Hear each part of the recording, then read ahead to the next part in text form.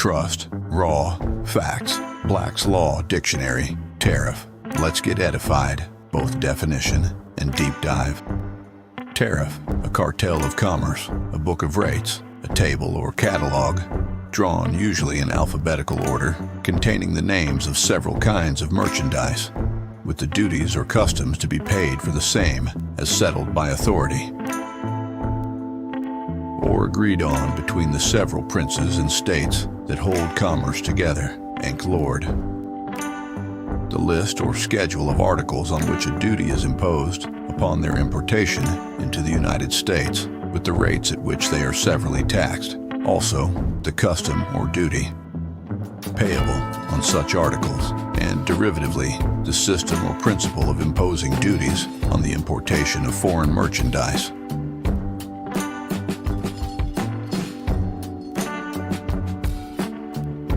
Put your scuba brain on. It's time for a definition and use case deep dive.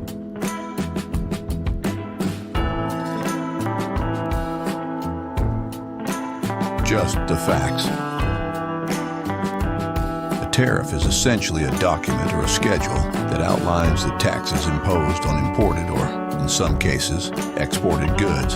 It typically includes detailed information about the rates of duty applied to various categories of products. Here are some key elements you might find in a tariff document.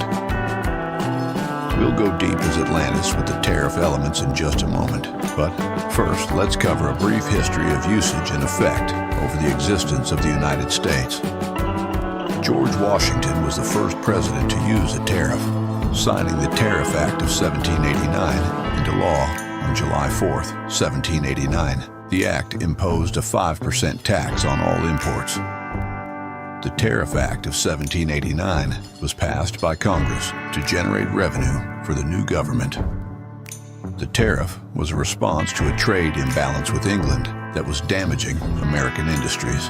The tariff placed France and Great Britain on equal footing with regard to shipping, manufactures, and raw products. The tariff established by the Tariff Act of 1789, along with later acts, made up the majority of government revenue until the 20th century. James Madison approved the Tariff of 1816, which was designed to protect American-made goods from foreign competition. William McKinley promoted the Dingley Tariff of 1897 to protect American manufacturers and workers from foreign competition. Franklin D. Roosevelt became the first president to negotiate tariff reductions without congressional approval. John F. Kennedy signed the Trade Expansion Act of 1962, which allowed the president to adjust tariffs based on threats to national security. The Tariff King, McKinley's presidency saw rapid economic growth. He promoted the 1897 Dingley Tariff to protect manufacturers and factory workers from foreign competition, and, in 1900, secured the passage of the Gold Standard Act. George W. Bush and Barack Obama imposed tariffs on Chinese textiles to protect U.S. domestic producers. While the U.S. Constitution grants to Congress the power to levy tariffs on goods, Congress has delegated some of that power to the executive branch over time. The U.S. Constitution states in Article 1, Section 8 that the Congress shall have the power to lay and collect taxes, duties, imposts, and excises. Congress passed general tariff legislation until the early 1930s. However, in a move to grant more flexibility to the president to revitalize global trade in the midst of the Great Depression, Congress gave the executive branch the power to negotiate tariff reductions within levels pre-approved by Congress through the Reciprocal Trade Agreement Act of 1934. The executive branch has continued to exercise a level of authority over tariffs over the past few decades. In 1962, President Kennedy signed into law the Trade Expansion Act, which allows the president to adjust tariffs based on threats to national security under Section 232. Two senators have introduced legislation to limit tariffs under Section 232. Senator Pat Toomey, RPA, and Senator Rob Portman, ROH. proposed competing bills this year. Senator Toomey's bill requires congressional approval for all tariffs imposed under Section 232, while Senator Portman's bill adds more steps to the process of the President enacting Section 232 tariffs. Senate Finance Committee Chairman Chuck Grassley, RIA, has been one of the strongest proponents of reclaiming Congress's power to impose tariffs. After reviewing Senator Toomey's and Senator Portman's proposals, he has suggested that any tariff imposed under Section 232 should require the approval of Congress to continue the tariff after a certain period of time. Senator Grassley's proposal also requires the executive branch to report on how 232 tariffs are protecting against national security threats. However, the president is likely to veto any legislation limiting his power, so Congress would need a 2/3 majority to approve of this legislation. There are 4 principal types of tariffs applicable. They are specific tariffs, compound tariffs, ad valorem, according to the value, and tariff rate quota.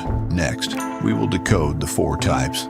Specific tariffs. A specific tariff is levied on a product irrespective of its value. Specific tariffs. A specific tariff is levied on a product irrespective of its value.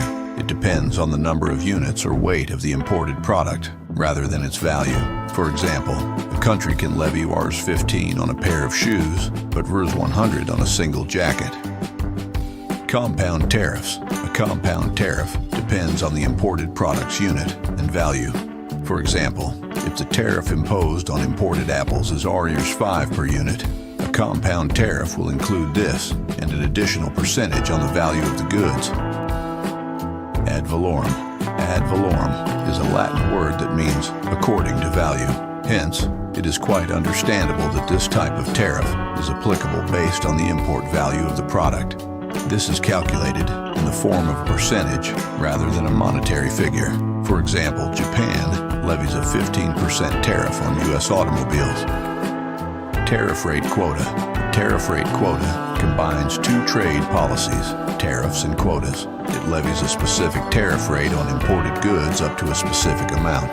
For example, a country can levy a 10% tariff on 5,000 bags, but when the number exceeds 5,000, the tariff rate will be increased to 20%. Product categories. Tariffs are usually organized by product categories, often using a harmonized system of codes, e.g., Harmonized Tariff Schedule, HTS, codes in the United States. Duty rates. The specific rates of duty applied to each product category, which can be a percentage of the value of the goods ad valorem or a fixed amount per unit of weight or quantity. Country of origin. Some tariffs may vary depending on the country of origin of the goods, with different rates applied to different trading partners. Exemptions and preferences. Information on any exemptions or preferential rates applied to certain goods or trading partners, often due to trade agreements. Legal provisions. Legal language that outlines the conditions under which the tariffs are applied, including any exceptions, penalties, or special provisions. The implementation of Trump's tariffs prompted significant tension in international trade relations, drawing retaliation from affected countries. For instance, China imposed tariffs on over $106 billion worth of U.S. goods in response to Trump's actions, exemplifying the tit-for-tat nature of trade wars. Additionally, Canada and Mexico retaliated against U.S. tariffs on goods such as steel and aluminum, which complicated negotiations surrounding trade agreements like the United States-Mexico-Canada Agreement. While the rhetoric surrounding these policies emphasized job creation and national security, the reality painted a more complex picture of increased costs and potential job losses across various sectors. Moving forward, the legacy of Trump's tariff policies poses critical questions about the effectiveness of protectionism in a globalized economy and the potential need for a more nuanced approach. Economically speaking, tariffs are always a negative. They increase costs for consumers while indirectly subsidizing less competitive companies. This not only keeps uncompetitive companies in business artificially, but it also hurts economic specialization, which is bad for long-term growth.